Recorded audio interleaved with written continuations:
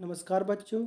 आइए जानते हैं हाई स्कूल की परीक्षा में चेंज सेंटेंस किस प्रकार के पूछे जाते हैं। तो देखिए, इसमें पूछा जाता है आपका कोष्टक में दिया जाता है नेगेटिव में चेंज करने के लिए, इंट्रोगेटिव में चेंज करने के लिए, और एक पूछता है आपसे सिंपल में चेंज करने के लिए। सिंपल को और अफर्मेटिव के नाम से भी जाना जाता है। सिंपल में पूछ लेता है, अफर्मेटिव में चेंज करने के लिए।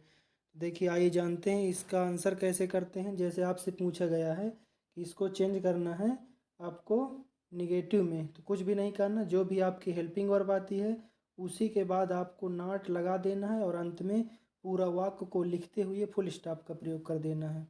यदि यही क्वेश्चन आपका इंट्रोगेटिव में पूछा जाएगा, यहाँ आपका इंट्रोगेटिव लिख के आएगा, तो आपको कुछ भी नहीं करना। ये जो आपकी सहायक क्रिया है इसको कैपिटल करते हुए ईच कैपिटल कर देना है और पूरे वाक्य को उसी प्रकार लिखते हुए अंत में प्रश्नवाचक शब्द का प्रयोग करना है। दूसरा क्वेश्चन है आपका, दूसरा क्वेश्चन पूछा जाता है आपका, यह I have read the Ramayan. इसको इंट्रोगेटिव में चेंज करना है। यदि ये निगेटिव में पूछता तो हैव के बाद हमें कुछ भी नहीं करना, हैव के तुरंत बाद नॉट लगा देना है। और यदि इंट्रोगेटिव में पूछ रहा है तो इसमें भी आपको कुछ नहीं करना। आपका जो हैव है इसको कैपिटल करते हुए आगे लिख देना है, आई यहाँ हो जाएगा। बाकी रीड द रामायण के बाद अंत में क्वेश्चन मार्क लगा देना है। अगले क्वेश्चन देखिए आपके इस प्रकार के आते हैं जो पैसिव वॉइस में पूछते हैं। सीधे देखिए, ये क्वेश्चन आपके दिए गए हैं, पैसिव वॉइस में पूछे जाते हैं। पहला क्वेश्चन है आपका, देखिए पहला क्वेश्चन है आपका, इसमें देख रहे हैं पहला क्वेश्चन आपका दिया हुआ है I know him very well. तो देखिए कुछ वर्ड होते हैं जिसको चेंज, जैसे आई को पैसिव वॉइस में मी में बदल जाता है और मी आई में बदल जाता है।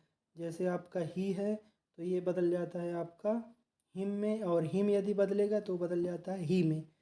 और इसमें ध्यान देना, ये सबसे इम्पॉर्टेंट इसलिए है कि इसमें ये विशेष ध्यान देना है कि जो आपका इसमें आया हुआ है नो, KNOW, नो एक ऐसा वर्ब है जिसमें बाई का प्रयोग नहीं होता, बल्कि बाई की जगह टू का प्रयोग करते हैं।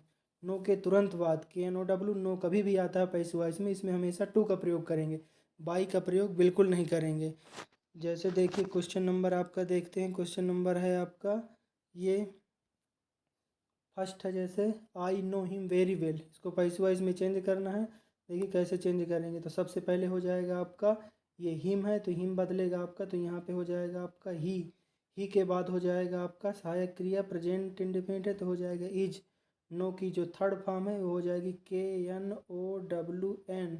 और देखिए यहाँ पे बाई ने लग के यहाँ पे लगेगा आपका टू और आई का हो जाएगा मी में।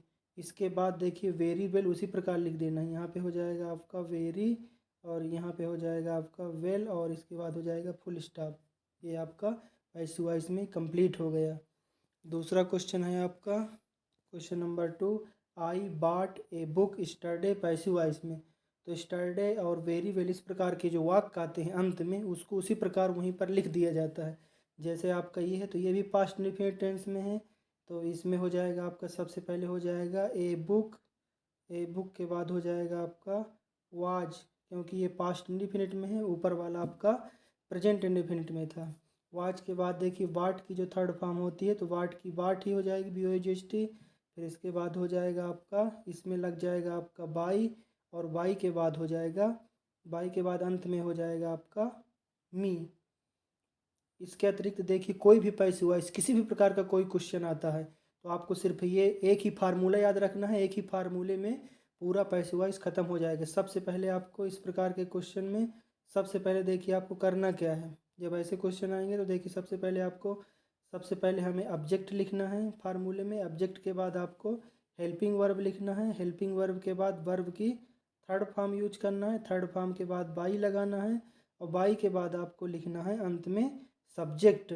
और ध्यान देना यदि आपका नो आता है तो नो के साथ यहाँ पे थर्ड फॉर्म तो लगेगी ही, लेकिन इसमें विशेष ध्यान देना है कि वाई की जगह इसमें टू का प्रयोग होता है। धन्यवाद।